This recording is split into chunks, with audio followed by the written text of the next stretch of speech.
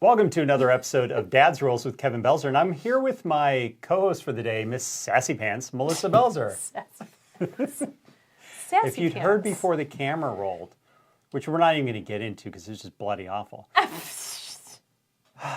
We are at Menace Underground in Mesa, Arizona at the MAF Podcast Studio.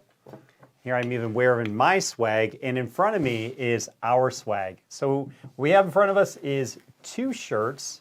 They're actually going to be the same design. I'm just showing you different. Front and back. Yep, So front and back. This is the front design. That's the back design. So for you listening, you can't see this. Go onto YouTube and watch this. On the front of the shirt, it says start the clock with a stopwatch set to 30 minutes. Just at MIN on the bottom. Yep. You know, it's funny, that's the first time I actually double-checked that it said Does it MIN. say that? I was like, oh my gosh, I better say MIN and not seconds, otherwise I have a problem here. Yep, and it's for Rule 15. Yep, it's for As Rule we stated 15, which on is this one. on the back Yep. of this one. Rule 15 is the 30-minute whine. Yep. You have 30 minutes to complain about anything and everything. So you're going to go through all the different levels of grief during that time. Most likely, yeah. That's the plan. Yeah. Now, you don't necessarily need 30 minutes to get through any of this, but you have up to 30 minutes. Because Yes. a lot of things are going to be pretty mild, and you can get over them in a minute to max. There's other stuff that it's really going to beat you up, but you need to move on in 30 minutes. Does that mean that everything out there is going to be necessarily solved in 30 minutes? No, not necessarily. But what you're trying to do is you're trying to just have a different direction that you're going to be able to take rather than just sitting in your wallow and winding away. Kind of set it aside and continuing on with your day. Yep. Yeah. Yeah. So on this particular one, I picked this one because it is one of my favorite rules. I think it's one of the more important ones. It's all the way down at number 15 because I got no good excuse. That's just where it is. The first 10 Just rules where were we foundations. This is where I just decided. happened to drop this Yep. one, is rule number 15. I've got so many more to write that they can't all be 1 through 10. Some of them had to be Yeah. book 2, and this happened to be in book 2. Had to get placed somewhere. Yep, so it will be in the second book. The second book, I got an update this past week that we are finally in the queue being worked on. They're talking back and forth with the two different graphic departments, trying to figure out the hardback setup of things. I may have to send them a different photo for an inside photo on that, so I'm waiting to hear back on that, whether they can solve it or not. If they can, it's no big deal. I have another photo already picked out for that. Okay. So once that gets figured out, then they'll have it formatted for hardback as well as paperback, because I want to release both at the same time, as well as a Kindle edition. But rule number 15, it will be in there, and it is one of my favorite ones, the 30-minute whine. Yeah, it's a good rule. It is a good rule. It's a goo rule. It's a guru. Keeps you from holding up your day, I guess. And maybe you have to revisit it the next day, but then you can, I don't know, you give yourself 30 minutes and Yeah. keep going. And I go over a story in the book that explains how I came up with the rule. That's just how I communicate my rules, is that something bad probably happened to Kevin, and I threw myself under a bus and put it in writing about, okay, here's how I handled it. So it's all handled in there, how I came up with it and everything. Well, and this isn't to be mistaken for brushing it underneath the rug. It's not that either. It's just giving you a time frame to deal with whatever, and then you at 30 minutes you have to set it aside and go on with your day. And then if it bothers you some more, again, in 30 minutes, you just don't let it take up your whole day and weeks on end. You can't, because you got to keep moving. See, I am of the belief that it's 30 minutes, that's it. You have to, in the 30 minutes, you have to have moved on and had a course of action that you're going to Well, take. okay, I guess. But then your course of action is going to continue the next day. I guess The that's thing really is, what I'm saying. the problem you can run into, and I spoke about this in the book, is that you can let something, this is actually even talked about in rule number 17, ask for forgiveness, mean it, and move on, where... Oh, that case, yeah. Yeah, where Well, yeah. you have to get to a point to where you quit abusing yourself True, yes, absolutely. or putting blame on someone else. Yeah. And what I like about Rule 15 is that it puts a time limit on things like that. It allows you to And move it forward. does allow you to move forward Yes. into rule number 17, where you're asking for important thing. forgiveness, Yeah. you're meaning it, you're moving on. So these rules all do tie together. Yeah, They I guess are- that's probably more where I was going, is that there's a tie-in. Yep. All right. Deck time. Tech time! Today we will do Fun. Thinking Time, the business edition. Oh, okay. This was, These are always interesting. yeah, this was so fun the last time we did it. I don't know if I'm saying that sarcastically or not. Let's just go over what the last question was. What steps can you take to reduce how much time you spend on administrative and other non-value added activities? That was the 80-20 revisit when it compounded on the episode we were talking about already. It was the 80-20 tasks. Yeah, that one's pretty good. And it's a constant reminder wherever you are in your business world is that you have to continually be asking yourself that particular question, because you will find yourself keep slipping into doing tasks that should be administrative tasks or tasks that will not ever move you forward. Yeah, you just got to make sure you're doing the 20%, the big tasks that carry you. Yeah, you don't the want direction to. you need to go. You don't want to keep it to where you're. How do I want to say this? Where you're stuck. I think that's the best way to say it. Right. It keeps you from being stagnant or stuck. Yeah, because it can become very easy in business. Because I have a friend of mine that his dad owns the same business he does, but dad's been stuck at the same income level for 20 years, where I'm watching the son every year, his business grows and grows and grows, because this one's not becoming stagnant. And he goes, okay, I need another admin person, or I need another salesperson, or I need to add more trucks so I can have another crew. Yeah. He's looking at growth things, where the other one is like, I don't want to step out of my comfort zone. Right. We talked about that on a prior episode too. Let's do, I'm going to pick this time. You pick every time. No, I don't. I gave you the option to pick last time. Oh, okay. You did ask me what color. I just meant physically picking, but that's fine. It doesn't matter. It's the This same is thing. dark blue. Again? No, we've never done dark blue in this deck. We've only done different one deck. card. Right. Okay. Okay. What can you do to surprise and delight your customers so they are excited to buy from you again? You know, here's why these are funny, because Melissa doesn't currently have a business of any kind. I don't, but when I work for other people, I always think about things that could move them forward or gain them business. So what can you do to surprise and delight your customers so they are excited to buy from you again? Sometimes it's something silly that just to get in an attention getter. Like I've had, like in the restaurant I worked with now, I said like they had a slow business day. I'm like, well, why not do freestyle floats? Because it's the freestyle machine, you know, with all the Coke choices and all the choices and whatever. I'm like, let's do freestyle floats.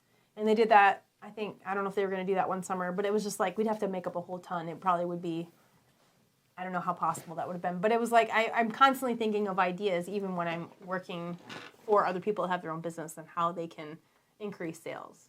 And I've even taught cashiers, just say, hey, did you want, just add something in. Add something little in, because all that adds up.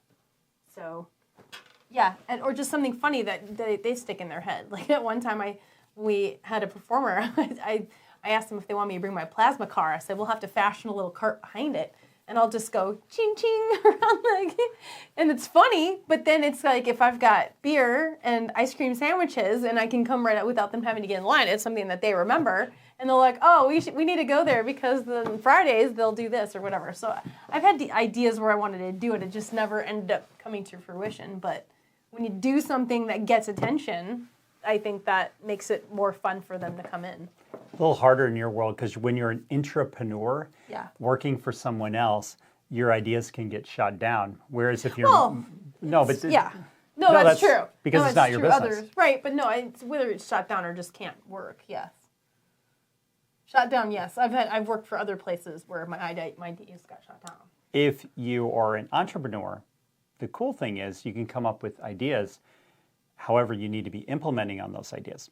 So some things I've done lately, it can be giving somebody a set of steak knives at closing. Yeah. Cutco knives. Giving them steak knives prep knives or whatever. You wanna call it. Be something like that. It's their anniversary of when they bought their home. Send them a card, thanking them. Yes. Thanking them for working with you in the past. And slip in a Starbucks card or some other kind of gift card in there, Dunkin' Donuts, whatever. Just a gift card. Or something, where they can drink out of your face. Yeah, I had one where I sent him a coffee mug, and he sent a photo of it, and he goes, I'm drinking out of your face. Called you and said, hey, I'm drinking out of your face. Oh, yeah, that's what it was. Yeah, because I've had it happen a couple times. Yeah. So I gave the mom a cup. We have a malfunction here. There. See how that turns up on sound. Clunk. We just had Melissa knock her mic Sorry. off, and I don't even know how you did that. Just don't touch it. No, I didn't touch it. Quit touching it. Quit touching it. It got caught on my. Keeps touching It it. caught on me. Quit touching it. That's Got caught. not what he said. Drinking out of your face. Yeah, we digress from that to that. So anyway, gave a client a coffee mug that had a picture of the property on it, and on the other side had a picture of me on it. And I got a call one day from her son, and he goes, "I'm drinking out of your face right now." That's how he started the phone call. That's how he started the conversation. That's funny. He was like, "Hey, this is so-and-so, and I'm drinking out of your face." And I knew it was her son. Yeah. And he ended up buying a home from me. Yeah. Yeah, so that was kind of neat. It was something different. We put them in we've put clients in raffles before to win prizes. So one of my clients won a big screen TV. Things that flat make screen them TV. want to return business. One day I just randomly was going by a Harley shop, and one of my clients had a Harley, so I swung in, got a shirt, left it at his house. Oh yeah, that was left pretty it on his cool. door. Yeah. And Just then he came unexpected home. things. Yeah, he came home and it was hanging on his door, so he thought that was cool. So you can just random stuff like that. There's a lot of things you can do to set yourself apart. And like in my business, where it's easier is because my business is high ticket sales. So if I'm making several thousands of dollars and I buy somebody a $10 Starbucks card or a $40 t-shirt or put them in a raffle where we're giving away a $600 TV, it's not really, it's something really cool, but it's not a large part of what I made on the transaction. I don't know if that's the proper way to say it or not, but I'm always trying to think of, is there something I can do? So there's one year to where every client that had bought from me in the past year, I sent them all thank you gift cards in the mail at Christmas time. I've done random things that weren't monetary of anything, but I've done things to where there was one day we were at the Cardinals game and it was at Christmas, and I was going through my phone and I was just saying Merry Christmas to all my past clients. So something random like that. All my clients are on some kind of newsletter, electronic newsletter. They also get physical mail from me every single month. So there's something like that that's going out that keeps me in front of my clients. So that's something else you can do. And that's not like I'm calling them ahead of time, hey, you're getting this in the mail. No, it's going to be all random because it's supposed to surprise and delight your client. But I think with you, even when you were giving like baskets and stuff, you still found that one thing to put in there because they're like, oh, they like these, so I make sure I put it in there. So you get to know your clients, I think, and you sometimes are able to come up with that little, even though it's something that a lot of people might get, you'll have that one thing in there that is personal to them that they're going to be like, oh my gosh, and it's always been well received. The cool thing about Dad's Rules is Dad's Rules about kindness and being a kick-ass adult. Yeah. And if you show your clients kindness For sure. and are doing everything to the best of your ability and showing that you're really working hard for them, they're going to do business with you again. What's neat about doing things where you're surprising and delighting your clients and your customers is that what they're going to see is that you're always staying front of mind with them. That it's people go, well, why do you post so many reels about your business or post so many things on Facebook, Instagram, TikTok, stuff like that? What you're continually doing is you're raising your hand going, hey, if you need help, I'm here. I'm still here. Hey, if you need help, I'm still here. Right. You're doing that all the All the time.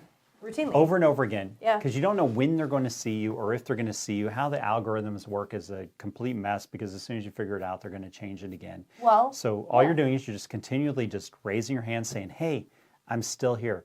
Whereas if you're not finding ways to surprise and delight your customers and your clients, they're going to go do business with someone Somebody else else. because they're going to go worst case scenario and say, they don't care about me. Right, which is not true about you at all. I just get, it's fun for me to watch on the nice things and the client, how they respond with things that you do for them. So it's cool. Yep. Well, I think that's a wrap Yeah. on another episode. So if you liked, hated, or were ambivalent about the episode, we're going to add another one in. Ambivalency. Ambivalent? Hey, even if There's you're like- ambivalent about this, you're like, I don't care one way or another. Whatever. Well, I mean, Share that's, it anyway. that's kind of sad, but please share it anyway. Friends, enemies alike, because whether you like them or hate them, they obviously need this show to be better humans, kinder humans, and kick-ass adults. Yep. Until next time, go out and be the kick-ass adult I know you all can be.